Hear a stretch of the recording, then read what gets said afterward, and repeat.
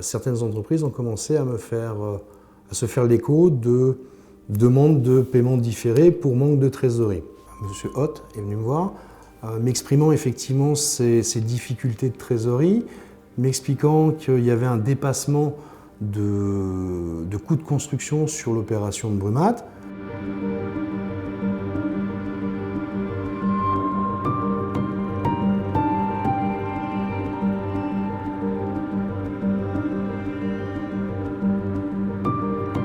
Décembre 2018, j'ai pris la décision de me séparer de Laurent Hott puisque nos visions d'entreprise étaient diamétralement opposées.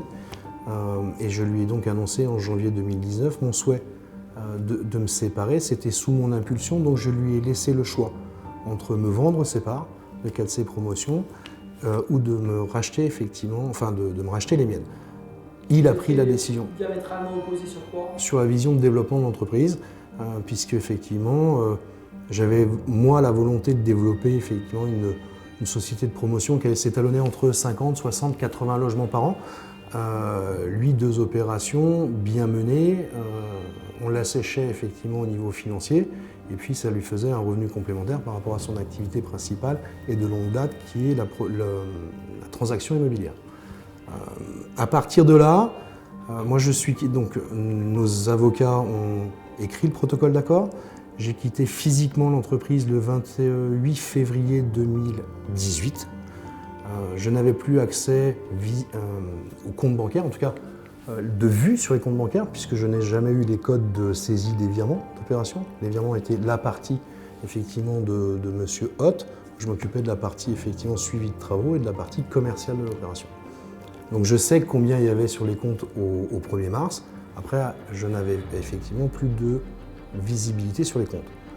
J'avais pris l'engagement dans notre protocole de séparation de l'accompagner jusqu'en décembre 2018 pour la conduite des travaux et j'assistais donc à toutes les réunions de chantier.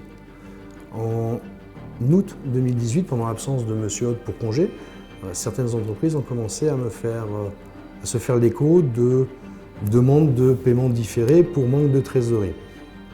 À son retour, j'ai demandé effectivement à Laurent de le voir, en lui exprimant mon inquiétude, qui était qu'une inquiétude vis-à-vis de mes clients, puisque moi j'avais effectivement quitté l'entreprise. Et il m'a dit non, tout va bien. Et je lui ai demandé effectivement s'il savait combien de trésorerie allait encore rentrer, puisqu'il y avait des appels de fonds, il était quasiment sur les fins d'appels de fonds, et surtout effectivement ce qui lui restait à payer. Sa réponse a été non, mais t'inquiète pas, il n'y a aucune inquiétude. J'ai vu effectivement notre expert comptable qui m'a même dit effectivement de me sortir des dividendes en juin 2018. À partir du moment où moi, un chef d'entreprise me dit que tout va bien, tout va bien. Et puis en janvier 2019, Laurent est venu me voir, Monsieur Hott est venu me voir, m'exprimant effectivement ses difficultés de trésorerie, m'expliquant qu'il y avait un dépassement de coûts de construction sur l'opération de Brumat, coûts de construction qui, dans le cadre d'une gestion normale d'entreprise, aurait largement pu être supportés par les bénéfices générés par les deux opérations. Je l'ai même accompagné chez l'avocat pour mettre en place effectivement cette procédure vis-à-vis de son maître d'œuvre. Et après, tout s'est accéléré. Nous sommes fâchés et toutes les relations ont été coupées à partir du mois d'avril.